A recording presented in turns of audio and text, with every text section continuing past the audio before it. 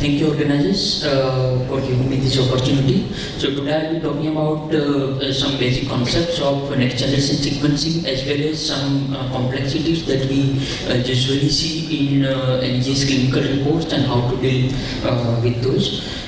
So let us begin with a brief overview. We all know we have gone through a paradigm shift in cancer research and therapeutics, wherein with the help of NGS, now we have figured out various molecular targets, and those molecular targets are directly targeted for therapeutics, and this is what we call true molecular era. Before that, we have been using certain molecules for various classification, but we haven't been targeting those per se. How that is different and how that is creating more complexity for cancer as well, we'll get to know in few slides. First of all, we take DNA as an input, or we take RNA as an input from human tissue. If it is RNA, we convert it into complementary DNA. We call it cDNA in the short form. Once we get DNA and cDNA, we try to break them down in the fragment size of 400 base pair roughly. Once we get these fragments, we ligate adapters. These are universal adapters which ligate on both the part of this DNA fragment. Then these adapters will go and bind onto the slide of the sequencing flow cell. There are complementary sequences on those slides, so these adapters will go and bind and stay on their standing position. Once we get these millions of molecules bound to the flow cell, we are ready for the sequencing, and we put this flow cell onto the sequencer machine, where very high resolution camera will record each of the individual DNA molecule or cDNA molecule which is being sequenced in the real time, and from that image data we use computational program to read out what is the nucleotide sequence, and that's what we call NGS raw data. This entire procedure is called NGS library preparation, and that's molecularly very complex technique. Here I am giving you very simplified and conceptual overview, but please do not misunderstand this simplified slide as a simple technique. It requires a lot of hands-on experience to build, hands-on accuracy to get good quality NGS data, particularly for clinical applications. Moving on, once we get the NGS data, mostly in the clinical setting we get it from Illumina sequencing platform or Ion Torrent. This NGS data goes through 3 rounds of data analysis. First is primary data analysis, in which we do mostly quality checking, removal of technical noise and artifacts, and filtration.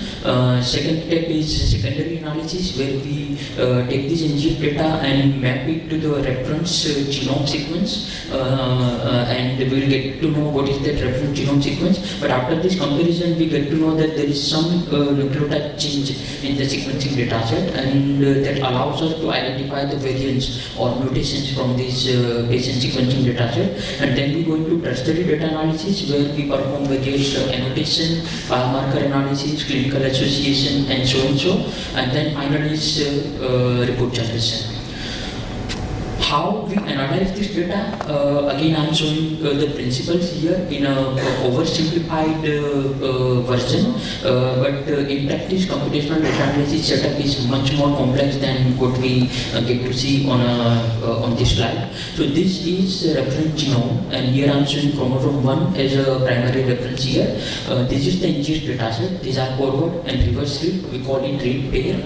Once we align all of these reads obtained from NGS dataset, we get to know that instead of A, there is C nucleotide at a particular position, and that allows us to call a mutation. At this position, we are calling a mutation out of total coverage 18x. If you count this number of reads, these are total 18. Out of 18, 7 times we have seen A, 11 times we have seen C. So that gives us allele ratio or allele fraction 11 divided by 18.6, which is very close to 0.5. Human genome is diploid, so we have 2 copies of genome, one coming from each of the parent. So any mutation which is mutated on single copy, we expect their mutation allele ratio to be in the range of 0.5. If it is mutated on both the alleles, our ratio will be 100%. If it is not mutated, means wild type, ratio will be 0.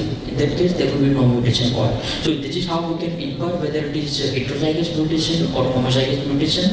In most of the cancer cases, these are heterogeneous mutations. So they are heterozygous, of course, both the alleles are not mutant, single allele is mutant, but only few cells out of the whole tumor population have this single allele mutation. So that reduces this tumor fraction from 0.5 to whatever range we are getting. So if it is less than 0.5, that is telling us that there is an intra-tumor heterogeneity, and to what degree this heterogeneity is existing, we can get a reasonable idea from assessing this tumor fraction or allele fraction. Second type of variant that we get is insertion deletion, or in short we call them indel. So here you get to see that some portion of nucleotide is missing in our tumor sample as opposed to the reference genome, and that is allowing us to find out there is a deletion. Most likely you get to see EGFR exon 19 deletion, which looks like this. Then we have large portion of target gene which is entirely missing from the sequencing data set. So that is total deletion of that entire gene or exome for that matter. So we call it homozygous deletion. If there is less than half of the average coverage, there is only single copy of the genome present, and that indicates hemizygous deletion. If there is more than the average coverage, this is the average coverage across the entire genome. If it is more than that, then there is copy number gain or amplification. On this side, we get to see that half of the NGS read is mapping to chromosome 1 and other half is mapping to chromosome 5. That's the indication of gene fusion or translocation, which is showing that chromosome 1 and 5 are fused together in our patient sample. So, EML for all can be shareable, therefore to get to see in similar manner. If some NGS data is not mapping to any of the reference genome from the human, then we try to map it to known cancer pathogens, most likely HPV and all, and if they are present in the abundance in the tumor tissue, we are also able to find out that from the same NGS data set. So, this slide is giving you conceptual overview of how NGS data analysis is happening. Moving on, what are different type of variants and how do we identify them in the molecular biology language? So one type is a single nucleotide variant or a point mutation, more commonly called. Typical examples are EGFR L5 or BRAF V600, wherein a single nucleotide has been changed, and because of that a single amino acid is resulting into a change, and we call it missense mutation. So we represent this as a L reference amino acid position number 858, and the mutant amino acid R. Second type of alteration is indel, which is short form for insertion and deletion. In indels, a portion of nucleotide, more than 2 nucleotides, are deleted or inserted at a time. Typical example is EGFR exon 19, 15 base pair deletion, and there are several other complex variants as well. Third is gene fusion, wherein 2 different distinct locations in the genome are coming together and they are creating a fused protein.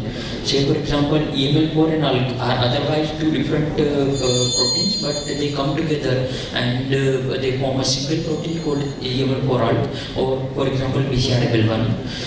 And the last type is copy number variation, wherein one single copy of the genome gene is amplified multiple times in the genome, and that results into more copies of the protein being produced, and that results into more oncogenic signaling coming from the that signaling pathway. These are the 4 most commonly observed genetic alterations. This does not capture all different kind of genetic alterations. Okay, again, this is a bit of simplified representation of complex genomic alterations. There are several more type of genetic alterations, but those are not yet into wide clinical practice, so we are not getting into details of those. Now coming to the main part, which we haven't discussed a lot, but it matters a lot, and I will share some examples which will get you some idea why they are absolutely critical for clinical decision making. One is, how do we define human genome? As we know, cancer is very heterogeneous and complex. Then why cancer genomics should be so simple? Okay, so we are offended by the fact that cancer is very complex, so we decided as a consensus, all the molecular biologists, that let us make cancer genomics also complex. So one step in that we have taken is, we have created several reference genomes, and there are multiple different versions, and all of them have different information, but clinically they represent the same concept. Say for example, GRCH version 38 and GRCH version 37, both are commonly used in the field as of now, and they both will have nucleotide position different for the same EGFR L858R mutation. Now in a typical NGS report, if you see this variant and in another report you see this variant, you might feel that there is some problem in the report or there is something going wrong in the from the molecular team side, but there is absolutely nothing going wrong. This is represented by 37 scale and this is represented by GRCA 38 scale.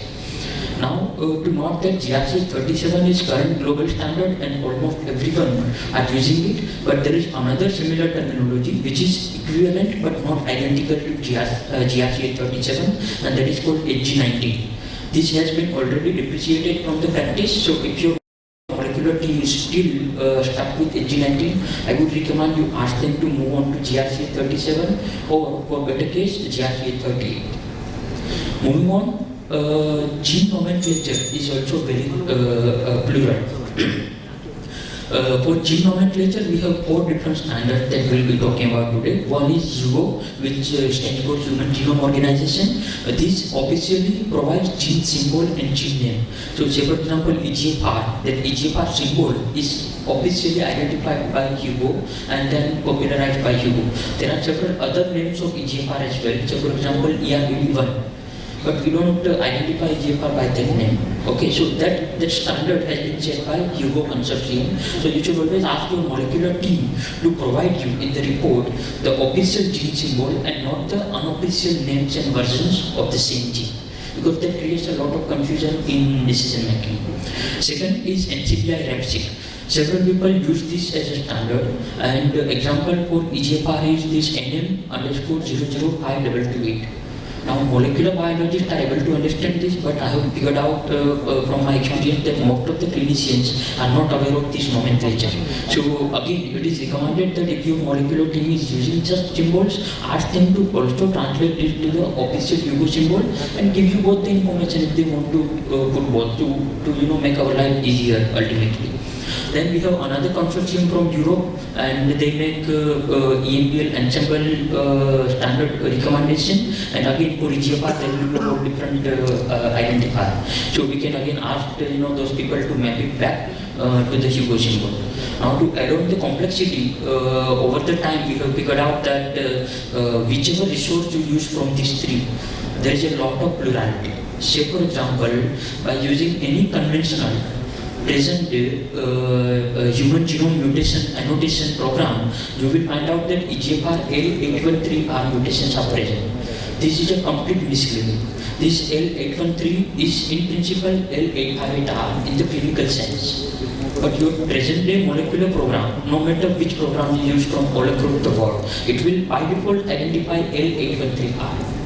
So, to figure out solution and to maintain the clinical consistency, people have developed this new resource called MANAGE. MANAGE stands for Mapped Annotation from NCBI and EMBL, where this US and European population experts came together and they decided a highly suitable reference for clinical utility.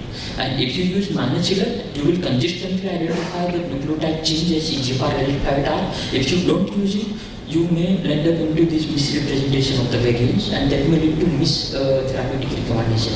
You may think that L813 is an uncommon EGFR mutation and consider it for regular EGFR therapy.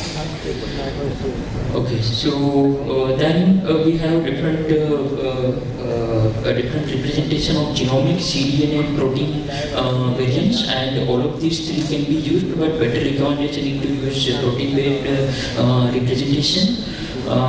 We all know this part, so I will skip through it in part of it. We know that UBIT is a better recommended technique for nucleic acid quantification and assessment. We also know that FFP has several limitations in terms of DNA integrity, so better to use fresh frozen samples, but that is not feasible in real practice. So better to make good quality FFP blocks for better quality NGS. Good quality FFP blocks will allow you to improve your sequencing coverage drastically, and that will in turn allow you to get better quality mutation faults. to understand that, what I'm going to highlight is this one single chart where, if you have good quality DNA, you get better quality of variant allele frequency, but if your DNA quality is bad, you get very low allelic fraction, and that is a technical artifact. That's not the true allelic fraction of the tumor sample. So having good quality NGS is purely dependent on your pathologist to make a good quality block. And this is very serious problem for lung adenocarcinoma, lung squamous, and all those where biopsy is generally difficult.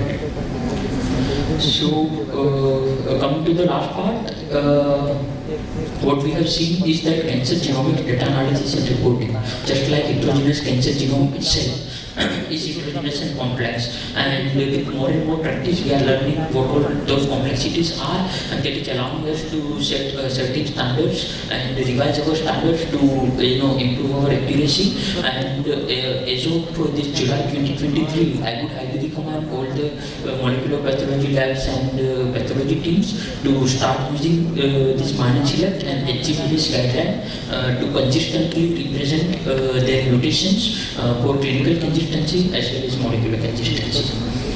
So with that, I would like to come to the last part and thank the organizers at master class and all of my collaborators, specifically Amit sir, Kumar sir, and Anuradha ma'am for rock solid support in our development. Thank you.